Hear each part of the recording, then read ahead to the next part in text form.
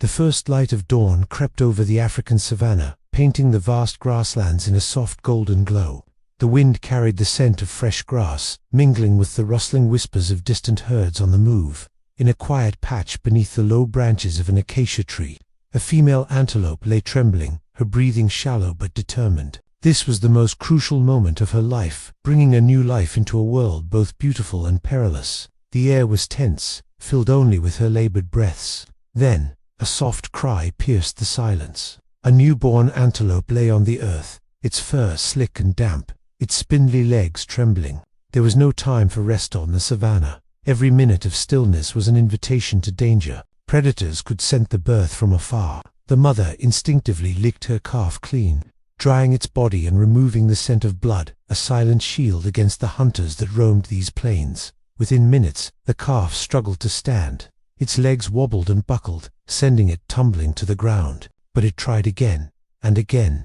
The mother pressed her nose against its side, a gentle nudge of encouragement. Sunlight caught the calf's wide, curious eyes already reflecting both innocence and an unyielding will. Every shaky step was a small victory, a declaration to the wild. "I will survive." In the distance, a deep roar echoed. The mother's muscles tensed instantly. Without hesitation, she guided her calf toward the safety of the herd. Hooves pounded against the dry earth, a rhythmic drumbeat of survival. The calf ran clumsily, but kept pace, its body moving on instinct. It didn't yet understand the dangers of this land, but evolution had gifted it the only tools that mattered: speed and agility. The day unfolded under an unforgiving sun. Heat waves shimmered above the grass as the herd pressed on, searching for greener pastures. By afternoon, they reached a lush riverside meadow where zebras and buffalo grazed in peace. But under the river's still surface, crocodiles lay waiting, their eyes barely visible above the waterline, patient as death itself. By the time the light softened, the calf had found its footing. Its ears twitched at every sound, scanning the invisible threats in the wind. The herd moved as one when one startled. All were ready to flee. Night fell, draping the savannah in a blanket of darkness. Stars glittered above, while the air buzzed with a chorus of crickets and unseen nocturnal life. The calf curled close against its mother, warmth and safety pressing away the cold. Inside its small chest, an invisible fire was beginning to burn, the fire of life, of survival, and of the untamed will to endure in a land where beauty and danger walked hand in hand. The second dawn of the calf's life did not come quietly. Before the first rays of sunlight had fully stretched across the savannah, the air already carried a strange vibration. It was subtle at first, tremor beneath the earth, almost like the heartbeat of the land itself. The calf, still curled beside its mother, stirred uneasily. It did not yet understand that such vibrations often meant danger, but the mother knew. Her ears twitched sharply, muscles tightening like a bowstring. Rising to her feet, the mother antelope scanned the horizon. Far away, in the pale light of early morning, a faint plume of dust lifted into the air. It was too concentrated, too fast-moving to be the wind. Her breath caught for a moment. She had seen this before. She had outrun it before, but this time she had a newborn at her side. She nudged the calf firmly, and though it wobbled and blinked in confusion, the urgency in her touch needed no words. Across the meadow, other members of the herd began to sense the same unseen threat. Their heads rose from the grass almost in unison, ears swiveling, nostrils flaring.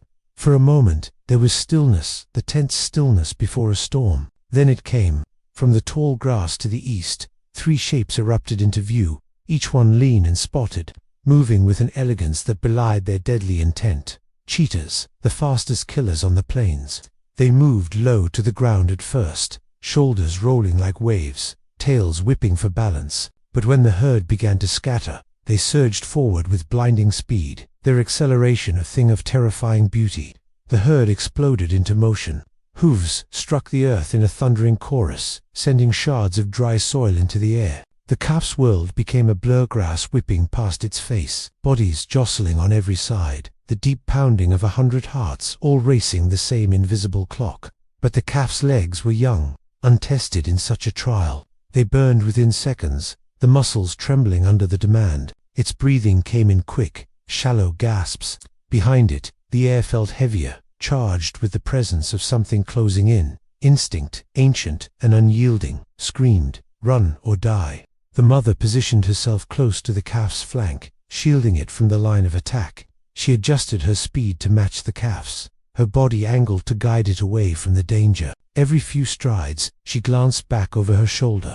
The cheetahs were gaining ground, one directly behind them, another flanking to the side, the third circling wide in an attempt to cut them off from the safety of the herd's center. The ground blurred beneath their hooves.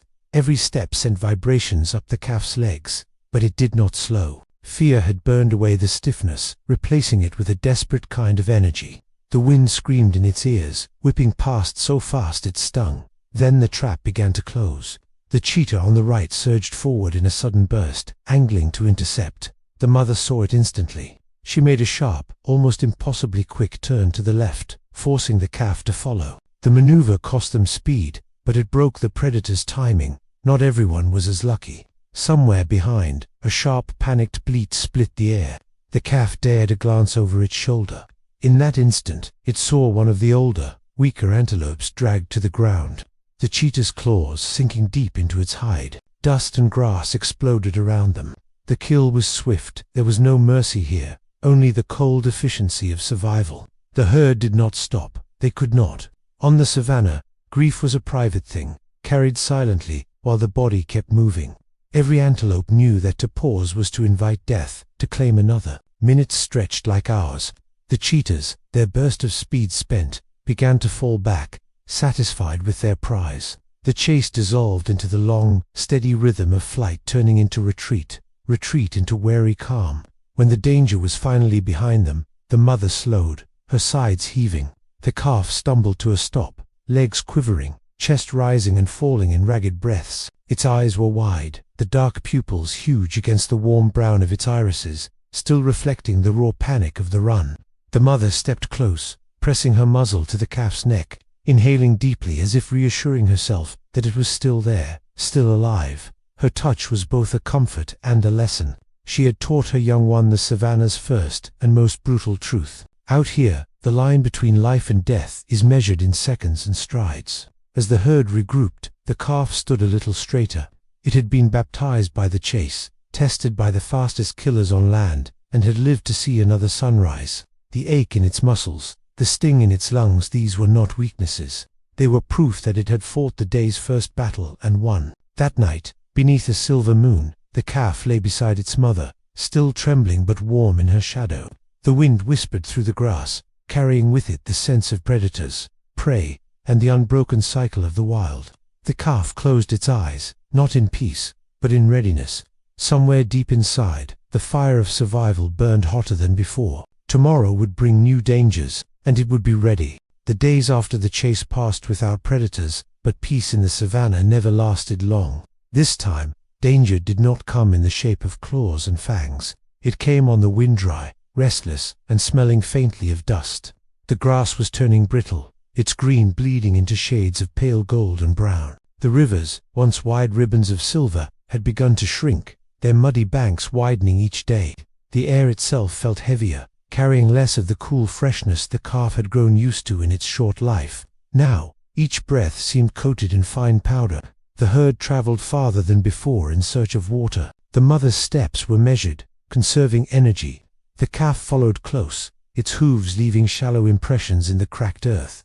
The sun, high and relentless, burned the back of its neck, and the ground reflected the heat upward like an oven. Flies hovered around its face, persistent and maddening, but swatting at them meant wasting precious energy. By the fourth day, the calf began to feel the weight of thirst. Its tongue felt dry and heavy, sticking to the roof of its mouth. Swallowing brought no relief. Its legs still carried it forward, but the spring in its step was gone. They passed the skeleton of a wildebeest, half buried in sand.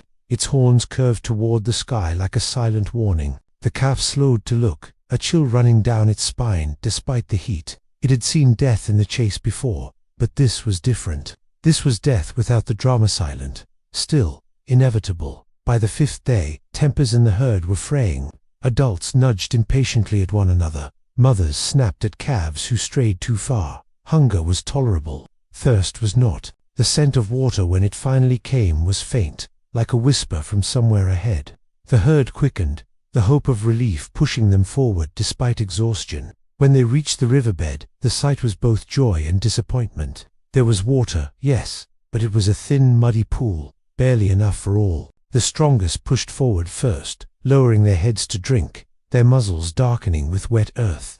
The calf tried to slip in beside its mother, but larger bodies blocked the way. The mother did not force her way through.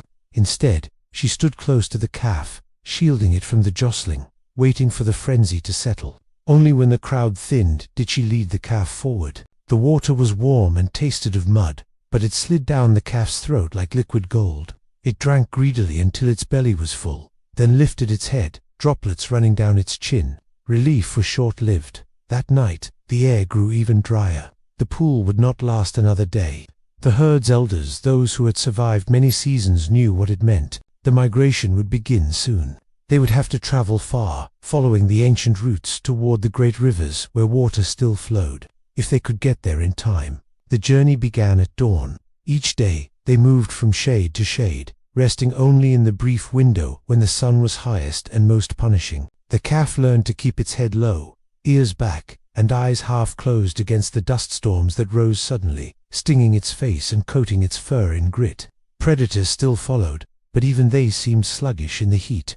The real killer now was the thirst. Some calves from other mothers began to stumble and fall behind. Hyenas picked them off at night, their laughter carrying far into the darkness, a cruel reminder that even in drought, death never rested. Weeks seemed to pass in this way, though in truth it was only days. The calf's legs grew stronger, not from play, but from the endless march. Its body learned to endure the thirst a little longer, to move even when its muscles ached. Finally, one late afternoon, the scent of water came again, this time stronger, fresher, undeniable. The herd surged forward, their pace breaking into a tired run. The calf stumbled on a root but recovered, the promise of cool water burning away the fatigue. They reached the river at sunset. It was wide and slow-moving, the surface catching the last light in a shimmer of gold. The herd waded in, the water reaching up to their knees, and drank deeply. The calf lowered its head, the coolness enveloping its muzzle, the taste sweet and clean. As night fell, the calf lay beside its mother, the sound of flowing water lulling it to sleep. It had survived its first drought. The lesson was different from the chassis, was not about speed or agility. It was about endurance, about the stubborn will to take one more step even when the body screamed to stop. In the wild, survival was never about one kind of strength. It was about all of them, woven together into the spirit of those who refused to fall. And the calf, though still young, was beginning to understand that truth. The river that had saved them from the drought did not mark the end of hardship, it marked the beginning of another trial. For now, the herd grazed near its banks, taking advantage of the lush green that thrived in the moist soil. The calf felt stronger with each passing day, its belly full, its muscles more responsive than before. But the elders of the herd knew they could not stay here forever. Beyond the river lay the great plains of the next grazing grounds, a place of abundance. But the only path forward was across the water, a stretch of brown, slow-moving current that hid dangers more ancient and patient than any land predator, the crocodiles. For 3 days, the herd lingered, feeding and resting, while scouts surveyed the river. Sometimes, in the quiet moments, the calf would see a ripple break the surface. Other times, a pair of eyes would float like twin beads of obsidian above the water, watching without moving. There was no rush in those eyes, no hunger that demanded immediate action, just the knowledge that sooner or later, something would cross. On the 4th morning, the decision was made. The migration must continue. The herd gathered in a long line along the shallows, their bodies tense, ears flicking nervously. The air was thick with the smell of wet earth and the metallic scent of the river. The led antelopes stepped forward first, hooves sinking slightly into the muddy bank before splashing into the water. The calf, standing beside its mother, hesitated. The water looked calm, but every ripple seemed to whisper of danger. The mother's nudge was firm, almost stern. There was no other choice. The first few strides into the river were shockingly cold after weeks of dry heat. The calf's legs churned against the resistance, the water rising to its chest. Around it, the herd moved in tight formation, a wall of bodies meant to confuse predators. Still, the calf's eyes darted from one side to the other, searching for the shadow beneath the surface it dreaded to see. Halfway across, the calm shattered. From the far left, a crocodile erupted from the water with terrifying speed, jaws snapping shut around the hind leg of an older antelope. The victim screamed, thrashing violently, the sound carrying over the entire herd. Water churned into froth as more crocodiles surged forward, drawn by the panic. The mother pushed the calf ahead, her own movements quick and precise. She knew the danger was greater for the small ones. Crocodiles preferred easy prey. The calf kicked hard, its body cutting through the water in desperate strokes. The river seemed endless, each stride forward matched by the pull of the current and the chaos around it. Another crocodile lunged nearby, missing by inches, the force of its strike sending a wave that nearly knocked the calf off balance. The mother swerved sharply, placing herself between the calf and the danger, her eyes locked on the bank ahead. Then, through the splashes and screams, the shore appeared so close now the calf could smell the dry grass waiting on the other side. Its heart pounded with renewed hope. With a final burst of effort, they reached the muddy bank. The mother scrambled up first, then turned to help her calf. Behind them, the river claimed its victims in silence, the water swallowing the last ripples as if nothing had happened. The herd gathered on the far side, panting, their sides heaving. The survivors did not look back. The river had taken what it would, as it had for generations. That was the way of the seven. Every journey forward carried a toll. That night, the calf lay close to its mother under the open sky, the sound of flowing water replaced by the whisper of the wind across the grass. It had faced another kind of predator, one that struck without warning from a world it could not see. The lesson was clear. On land, you could run. In water, you had to trust your strength, your herd, and the thin thread of luck that separated life from death. And tomorrow, they would need all three again. The first few nights after the river crossing passed quietly, almost too quietly. The herd grazed on fresh green shoots, their bodies filling out after the harsh weeks of drought and the dangerous migration. The calf, now taller and stronger than when the journey began to play again, bounding awkwardly through the grass, chasing insects, testing its speed. Life felt almost safe, but the savannah never allowed safety to last. On the fourth night, the moon rose late and thin, leaving the plains shrouded in a darkness so complete it seemed to swallow sound. A warm wind whispered through the grass, and the distant calls of nightbirds carried on the air. The herd settled in a loose circle, calves in the center, adults forming a living wall around them. The calf lay beside its mother, the rhythm of her breathing steady and reassuring. Then came the silence. It wasn't the silence of peace, but of absence, the sudden vanishing of insect chirps, the halting of distant grazing sounds. The calf's ears twitched, trying to catch something beyond the quiet. Even the wind seemed to pause. The mother's head lifted slowly, her eyes fixed on the darkness beyond the herd. Every muscle in her body tightened, ready to spring. Somewhere out there, unseen but felt, the lions moved. A faint scrape of paw against dirt broke the stillness, followed by the almost inaudible sigh of grass bending under weight. They were close to close. The calf's heart began to hammer. The first roar came without warning, a deep, thunderous sound that seemed to vibrate in the bones. Chaos erupted instantly. The herd exploded into motion, the adults surging outward to break through the encircling predators.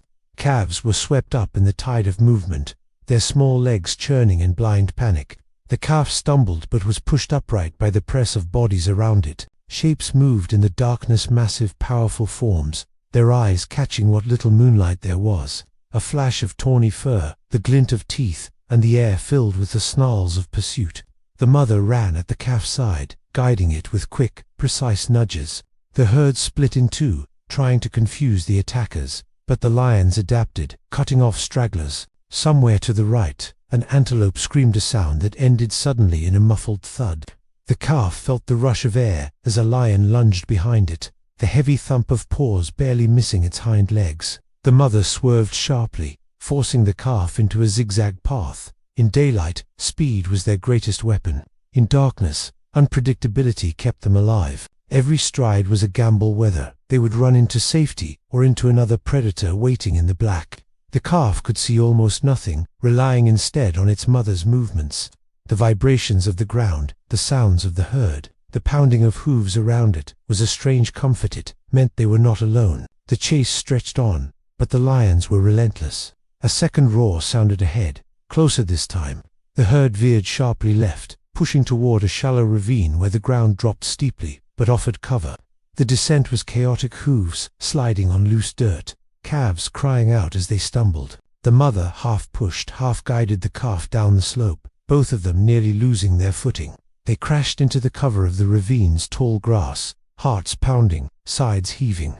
Above, the lion's shadows passed along the rim, their low growls vibrating through the earth. Minutes passed like hours. The calf pressed against its mother, her warmth the only anchor in the darkness. Slowly, the sounds of pursuit faded, replaced by the distant chorus of the night-returning cricket's wind, the rustle of grass. They had survived. But the calf had learned another truth of the savannah. Predators did not always strike when you could see them coming. Sometimes, danger lived in the shadows, moving silently until it was too late. And in those moments, survival depended on instinct, trust, and the sheer will to keep running, even when you couldn't see the way forward. When dawn finally broke, the herd emerged from the ravine, shaken but alive. The golden light spilled over the plains, revealing nothing of the terror that had passed just hours before. To the calf, the sun seemed brighter than ever, as if the day itself was a victory.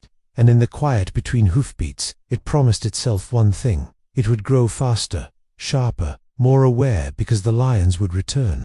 And next time, it would be ready. The sun had only just risen when the herd began moving toward a patch of fresh grazing land several kilometers away. The morning air was still cool, carrying the scent of damp earth and wildflowers. The calf trotted beside its mother, head high, feeling the quiet confidence of a young creature growing into its strength. The plains seemed peaceful, dotted with herds of zebra and wildebeest. But as always, peace was a thin disguise for the hidden dangers of the savannah. They were halfway to the new feeding ground when it happened. A sudden gust of wind carried an unfamiliar scent, sharp, musky, dangerous. The mother's head shot up, ears twisting toward the north. Before the calf could react, the warning ripple passed through the herd, and they broke into a gallop. The ground trembled as dozens of hooves struck in unison. The calf ran instinctively, matching its mother's pace. But in the chaos, the herd split into two streams to avoid a patch of thick thorn bushes. The calf hesitated for a heartbeat too long, and in that heartbeat, its mother vanished behind the wall of bodies surging the other way. It swerved, trying to follow her scent, but the pounding hooves drowned out all other clues. Dust rose like smoke, choking its lungs and blinding its eyes.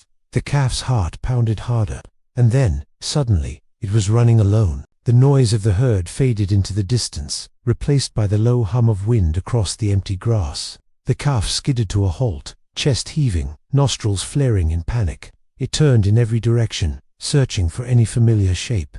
But the horizon offered nothing but swaying grass and distant heat shimmers. The silence pressed in, thick and heavy. The calf's ears caught every sound now, each rustle of leaves, each snap of a twig, each wing-beat overhead. Alone, every noise felt amplified, every shadow a threat. It started walking, unsure of which way to go. Without the herd, the plains seemed enormous, endless. The calf tried to follow the tracks in the dirt, but the trail broke apart in the hard, dry soil. Hours passed, the sun climbed high, and the air grew hotter. Flies buzzed relentlessly around its face. The calf's throat was dry, but there was no water nearby. It moved cautiously, stopping often to listen. At one point, it spotted movement, a small herd of impalas grazing in the distance. Relief surged, but as it approached, the impalas lifted their heads, ears flicking, and bounded away. The calf was a stranger to them, and strangers could mean predators following behind. By midday, the heat became oppressive. The calf found shade beneath a lone acacia tree, its leaves whispering in the breeze. It stood still, heart aching for the familiar scent of its mother, for the comfort of her presence. That was when the danger came. A shadow passed over the ground, silent, quick. The calf looked up to see a tawny shape moving low through the grass. A lioness, her eyes locked onto the calf with terrifying focus. The calf froze, instinct warring with fear. Then, as the lioness crept closer, muscles coiling for the pounce, instinct won. The calf bolted, legs pumping, hooves drumming against the earth. The lioness gave chase, closing the distance fast. Every turn, every leap mattered now.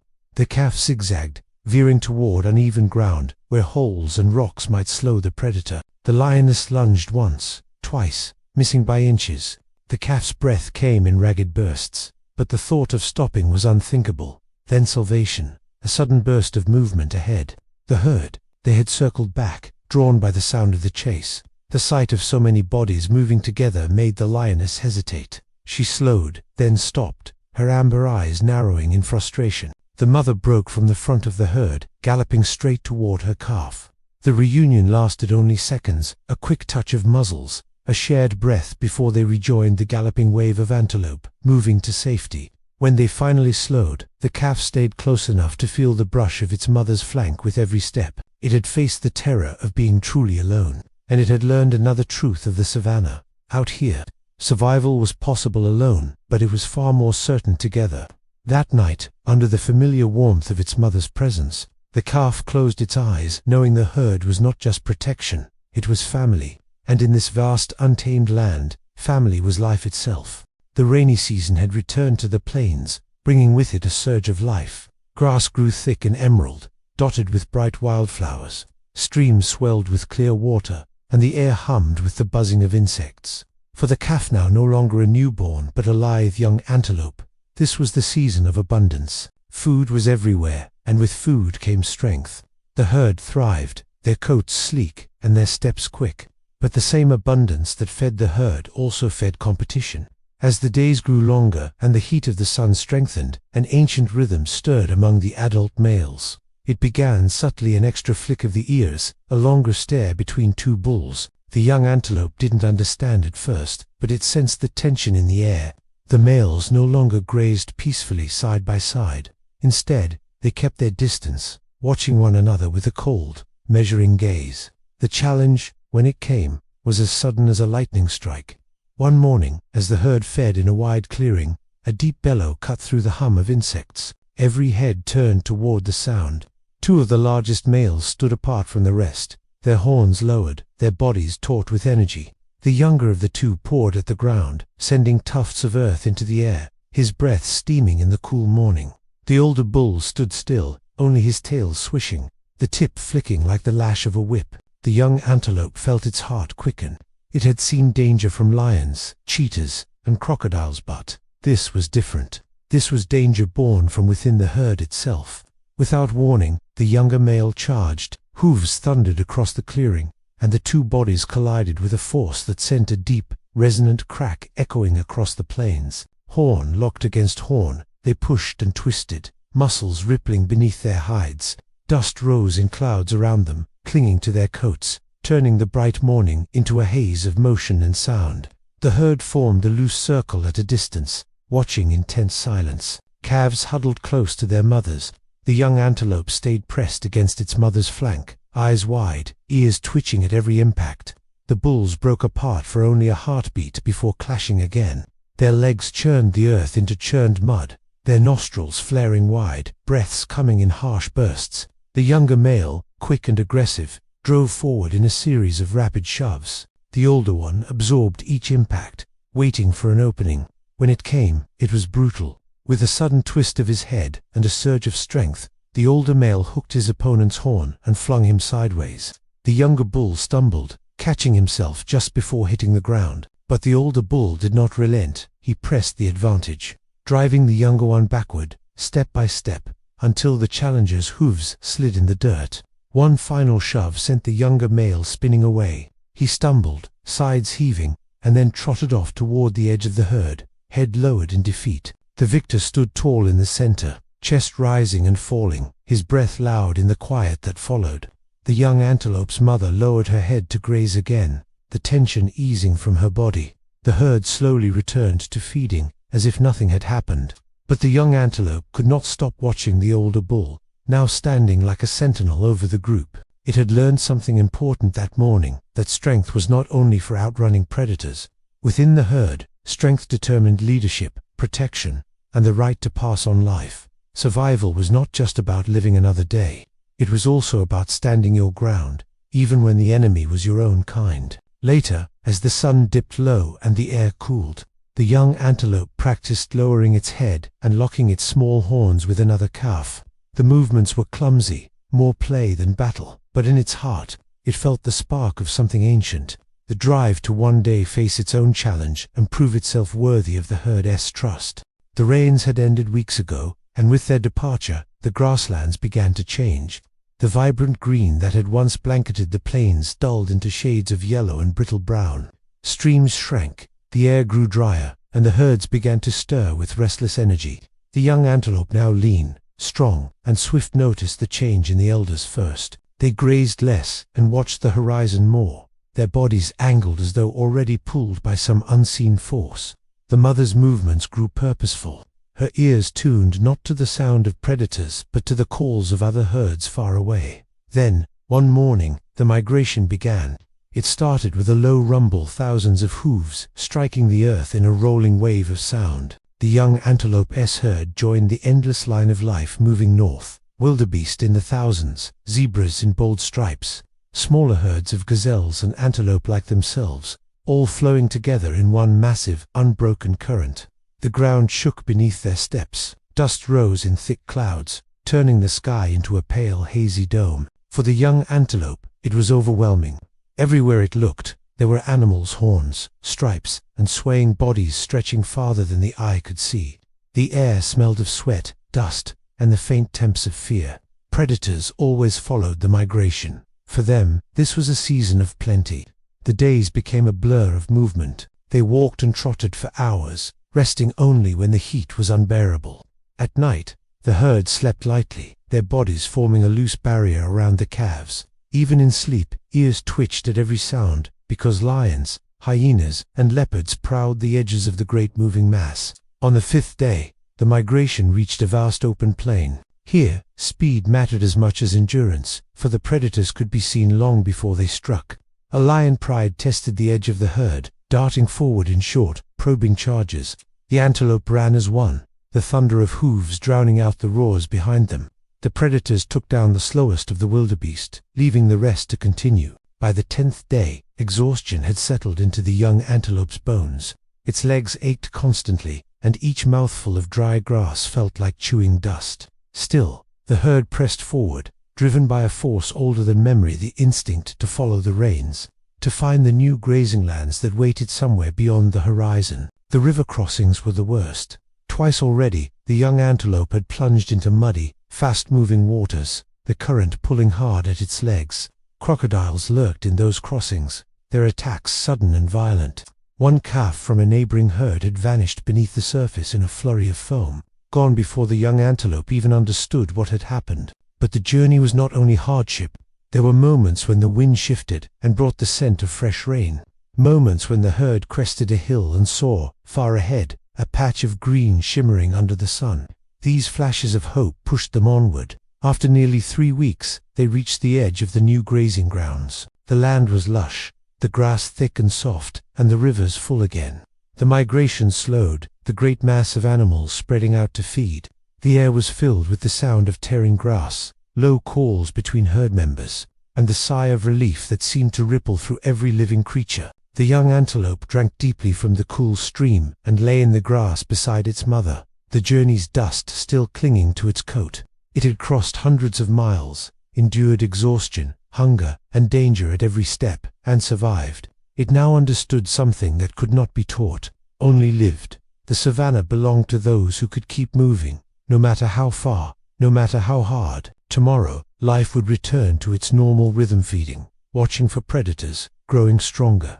But deep inside, the young antelope knew this migration was only one of many it would face. And each time, it would follow the road again, because in the wild, movement was not a choice. Movement was life. The new grazing grounds had been generous. For days, the young antelope's herd fed on thick, sweet grass, drank from clear streams, and rested under the shade of acacia trees. The migration's exhaustion began to fade from their bodies. Muscles filled out, coats regained their sheen, and even the calves had the energy to chase one another across the open plains. But in the wild, abundance was always a lure, not only for the grazers, but for those who hunted them.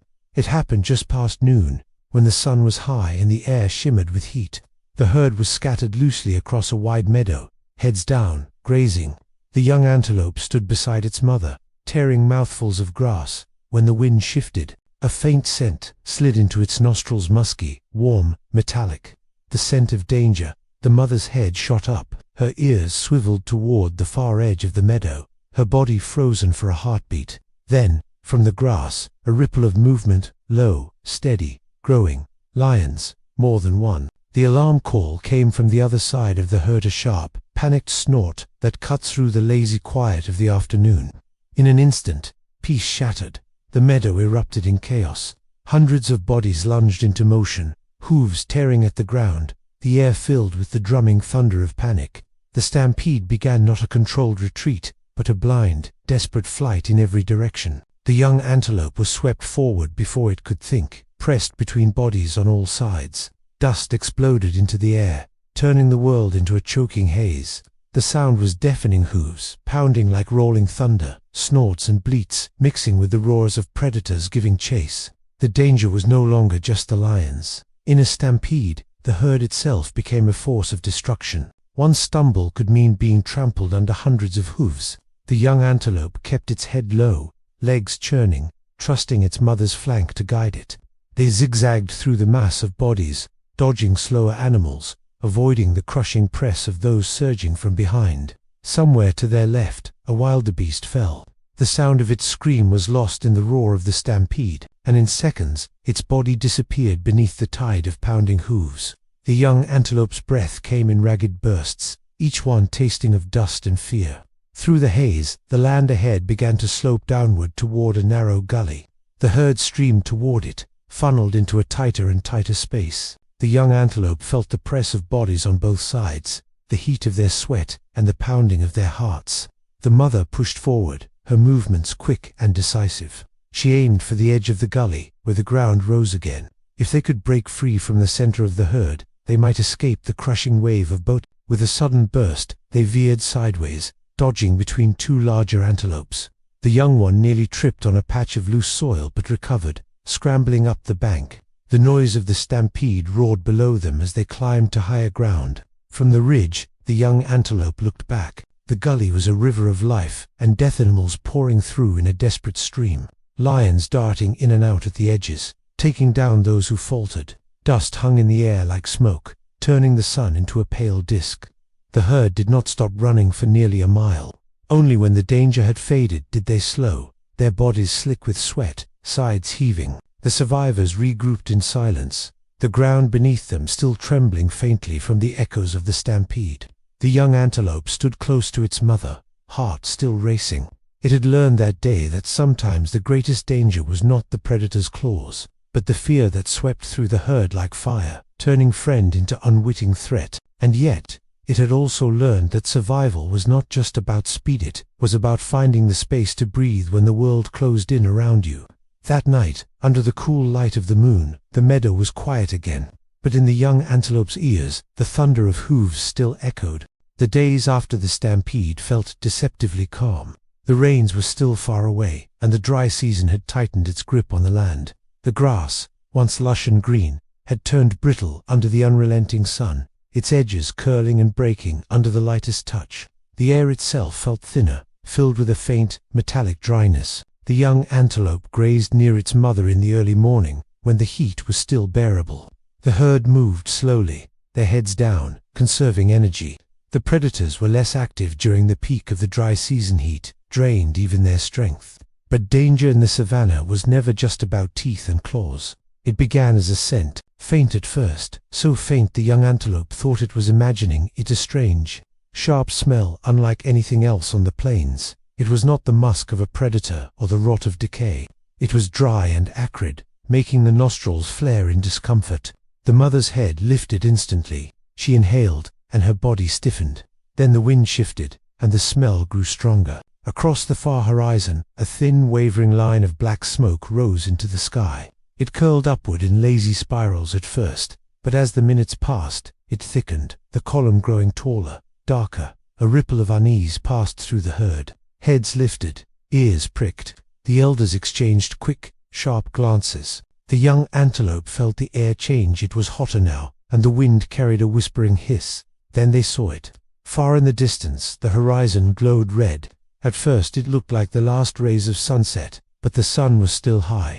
The glow moved, flickering, growing. Fire. The reaction was immediate. The The herd began to bunch together, bodies pressing closer, calves pushed toward the center. The fire might be miles away, but the wind was picking up, driving it toward them. And everyone knew out here, fire moved faster than even the fastest runner when the grass was this dry. By the time the smoke reached them, the glow had become a jagged wall stretching across the horizon. The roar of the flames carried on the wind now a deep, hungry sound, like a predator breathing in. Ash began to fall, tiny flecks of black and gray drifting from the sky. The herd bolted. They ran not in fear of claws or teeth, but of the heat that built with every passing moment. The young antelope's lungs burned with more than exertion. Each breath tasted of smoke, dry and bitter. Its eyes watered, the world blurring around the edges. The fire was not behind them now, it was to their left, sweeping in a great arc as if trying to cut them off. The mother veered sharply to the right, leading the calf toward open ground. Other herds ran alongside them, zebras, wildebeest, gazelles, thousands of bodies moving in the same desperate direction.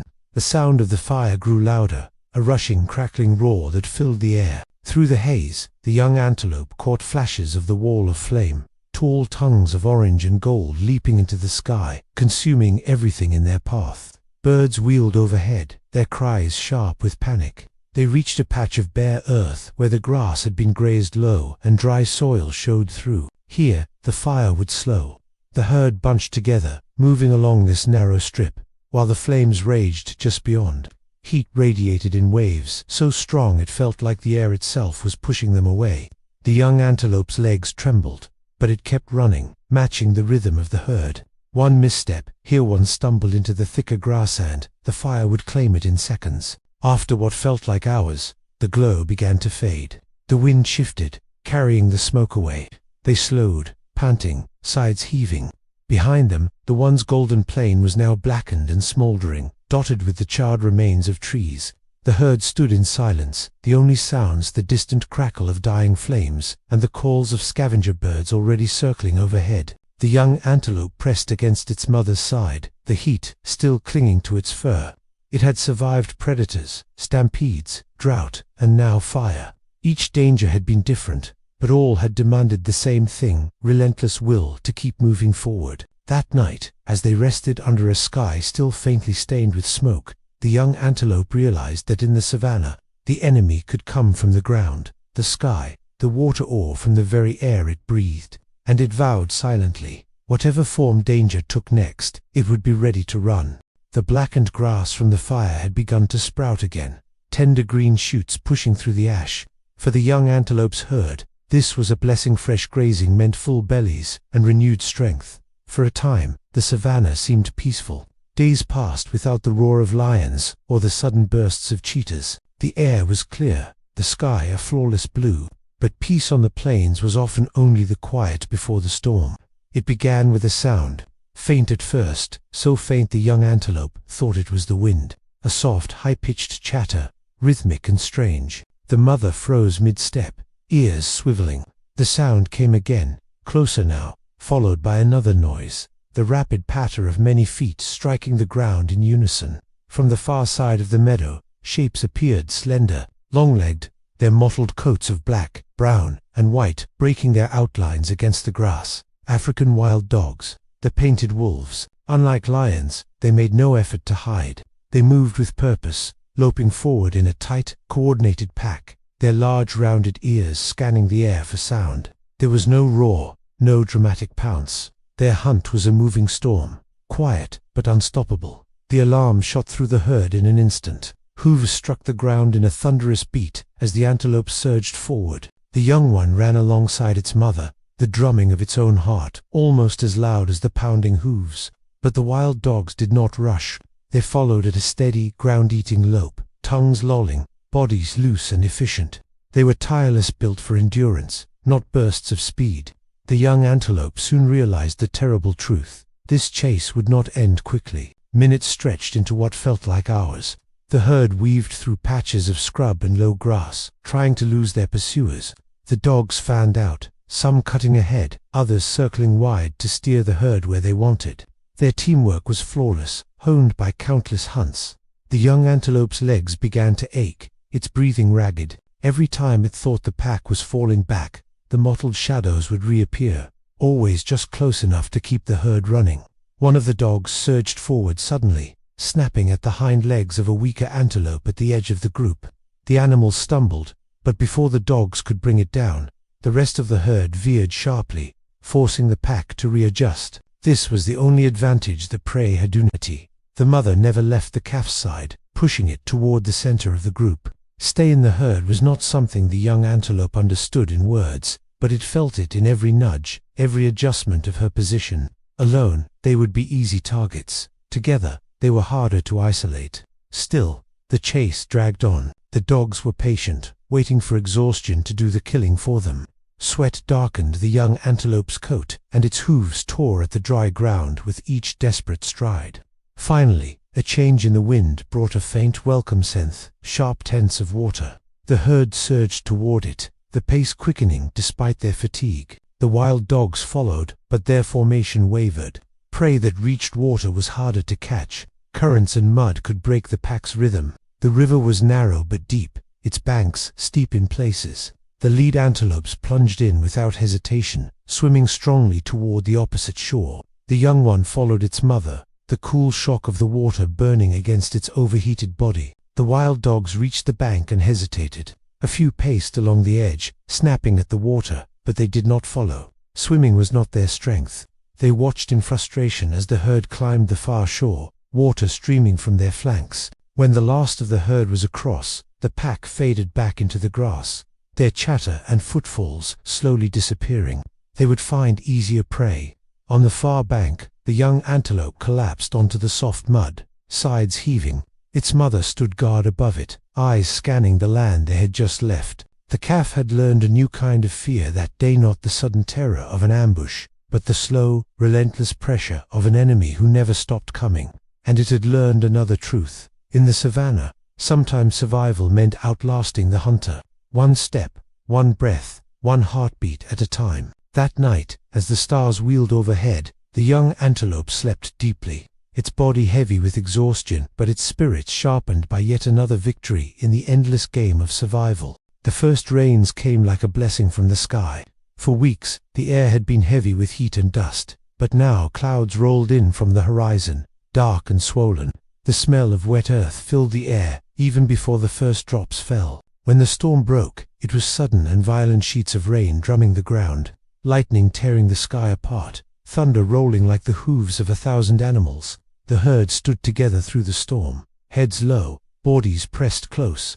The young antelope, now older, stronger, but still not fully grown, felt the cool water soaked its coat, washing away the dust and heat of the dry season. The world seemed to breathe again.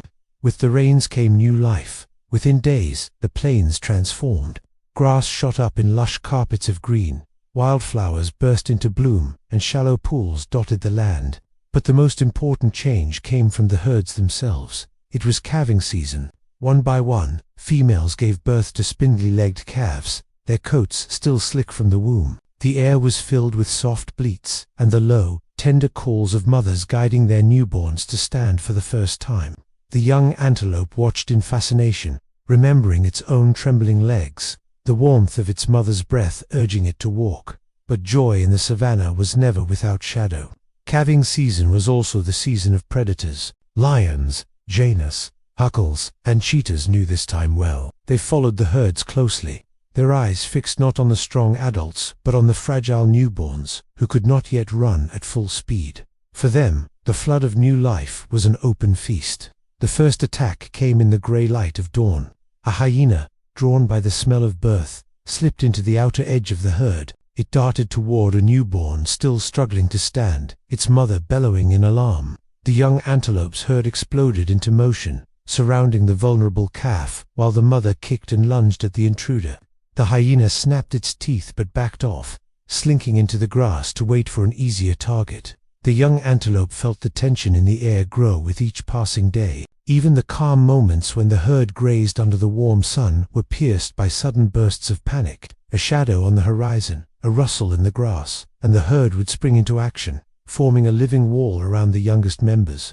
The predators grew bolder. One afternoon, a pair of cheetahs launched themselves from a thicket, targeting a calf only a week old. The young antelope saw the blur of spotted fur, heard the frantic bleats, and felt the earth shake as the herd surged to defend. The mother of the targeted calf fought desperately, but the cheetahs were swift and merciless. Within moments, the chase ended in silence, and the herd moved on, another life lost to the law of the plains. Each attack drove home the same truth. Here, life was given and taken with equal speed, but there were victories too.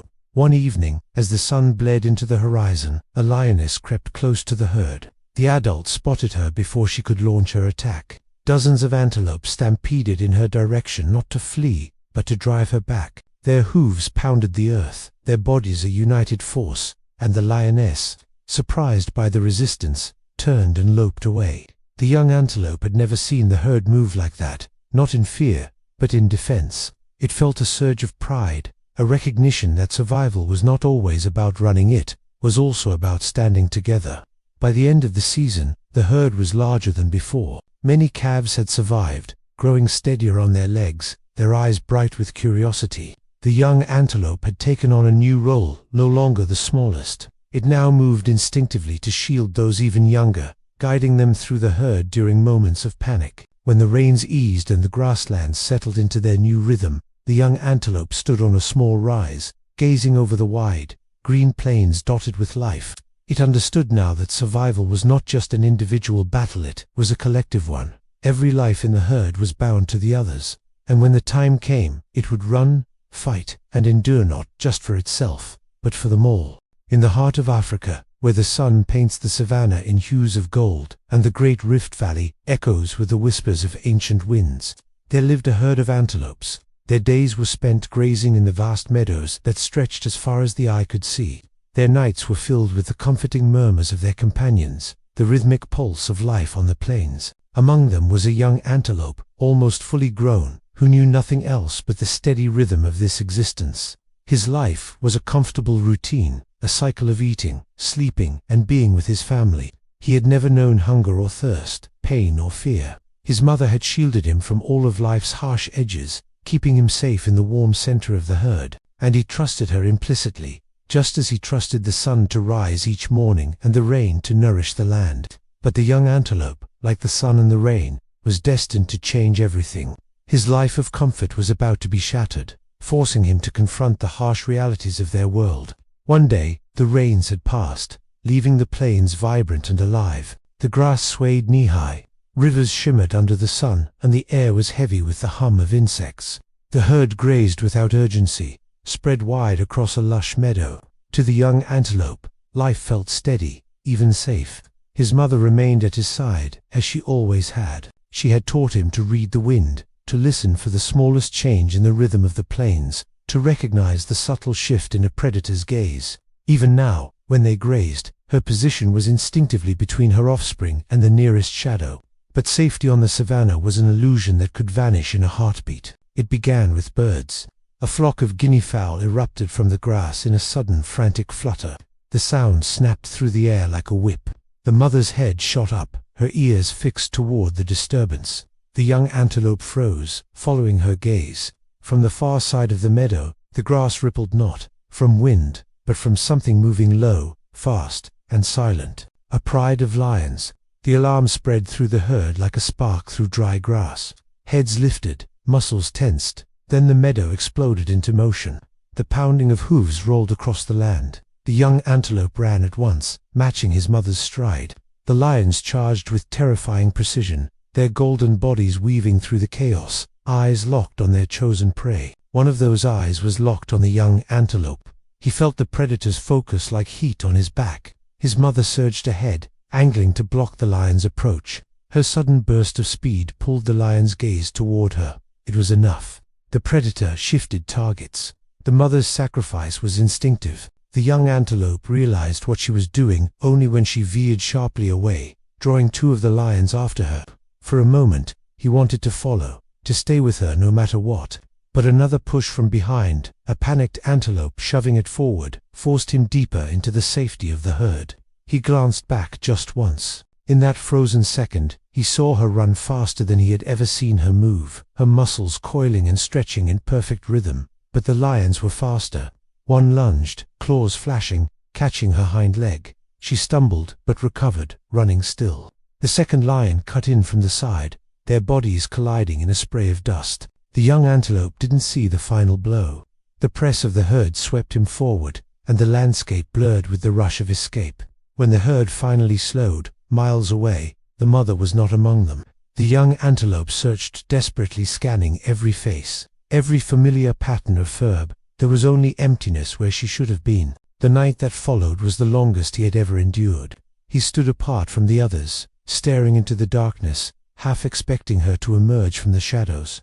But the only sounds were the soft rustle of grass and the distant bone-chilling roar of lions. By dawn, the truth had settled in. She was gone.